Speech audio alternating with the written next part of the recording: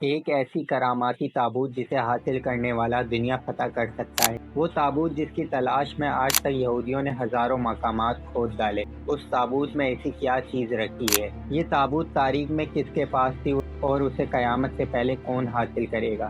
آج کی اس ویڈیو میں ہم اسی تابوت سکینہ کے بارے میں جانیں گے۔ ہر دور میں مسلمان، یہود اور عیسائی ایک دوسرے کے مخالف رہے ہیں، مگر ایک جگہ جس پر تینوں اہل کتاب متفق ہیں وہ تابوت سکینہ۔ یہ وہ کراماتی تابوت ہے جو مومنوں کے دلوں میں سکون اور قرار کا غرض سے نازل ہوا تھا، اور حضرت آدم علیہ السلام سے لے کر خاتم الانبیاء حضرت محمد صلی اللہ علیہ وآلہ وسلم کی میراث رہی، جس کی وجہ سے اس کی عظمت اور حرمت بہت زیادہ ہے۔ اس تابوت کو تابوت سکینہ اس لیے کہا گیا کیونکہ اس تابوت کے ذریعے لوگوں کے دلوں کو تسلی، سکون حاصل ہوتی تھی۔ لہٰذا اس سکون کی وجہ سے اس تابوت کا نام تابوت سکینہ ہے۔ روایتوں کے مطابق یہ صندوق حضرت آدم علیہ السلام پر نازل ہوا، جو شمشاد کی لکڑی سے بنا ایک بھاری صندوق تھا۔ حضرت آدم علیہ السلام جنت سے اپنے ساتھ اس دنیا میں لے کر آئے اور یہ حضرت آدم علیہ السلام کے پاس ہی رہا۔ حضرت آدم علیہ السلام کی وفات کا وقت آیا تو آپ نے اس صندوق کو اللہ کے حکم سے اپنے جانشین بیٹے حضرت شیث علیہ السلام کو یہ صندوق دیا۔ یہ تابوت بنی شیث میں منتقل ہوتا گیا اور یہاں تک کہ یہ تابوت حضرت یعقوب علیہ السلام تک پہنچا، اور پھر یہ تابوت بنی اسرائیل کی ملکیت ہو گئی۔ اور حضرت موسیٰ علیہ السلام نے برسوں صحرائے سینا میں پھرنے کے بعد اپنی قوم کے لیے ایک عبادت کا خیمہ بنایا، اور خیمے میں ایک چھوٹی سی جگہ بنائی جہاں آپ نے تابوت سکینہ کو رکھ دیا۔ بعد میں حضرت داؤد علیہ السلام اور حضرت سلیمان علیہ السلام نے اسی جگہ پر ایک عظیم الشان عبادت گاہ کی تعمیر کروائی، جہاں تابوت رکھنے کے لیے ایک عمارت بنوائی گئی جسے ہیکل سلیمانی کا نام دیا۔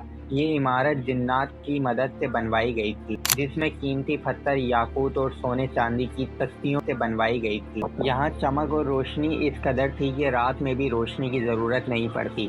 جس خاص کمرے میں یہ تابوت رکھا جاتا تھا اس محل کا نام القدوس تھا۔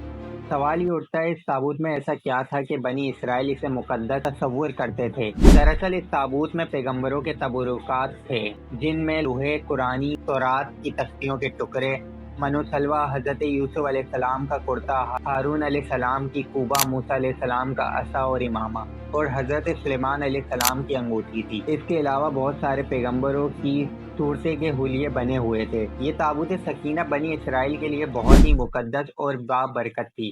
بنی اسرائیل جب کفار سے جنگ کرتے تھے اور دشمنوں کے بڑے سے بڑے لشکر دیکھ کر ڈر جاتے تھے اور ان کے دل کی دھڑکنیں جب بڑھ جاتی تھی تو وہ اس صندوق کو اپنے آگے رکھ لیتے تھے۔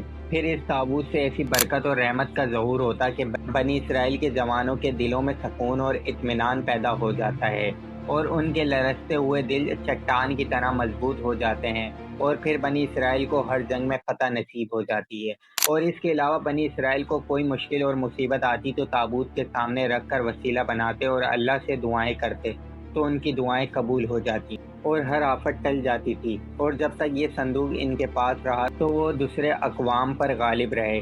مختصر یہ کہ یہ تابوت بنی اسرائیل کے لیے برکتوں کا سبب بنا، مگر جب بنی اسرائیل طرح طرح کے گناہوں میں ملوث ہو گئے اور وہ سرکشی اور کفر کرنے لگے تو ان کی بدعمالی کی نحوست سے ان پر خدا کا غضب نازل ہو گیا۔ پھر ایک قوم جسے قوم عمال کہتے تھے، انہوں نے بنی اسرائیل پر حملہ کر دیا اور ان کی عمارتوں کو توڑ ڈالا اور ان کے محل بھی جلا ڈالے، اور اس مقدس تابوت کو بھی اٹھا کر لے گئے اور اس صندوق کو کہیں کوڑے خانے میں پھینک دیا۔ اس بے ادبی کا قوم عمال کے اوپر یہ وبال پڑا کہ یہ لوگ طرح طرح کی بیماریاں اور بلاؤں میں مبتلا ہو گئے۔ قوم عمالقہ کے 5 شہر بالکل برباد ہو گئے اور ان میں طرح طرح کی بیماریاں پھیل گئیں۔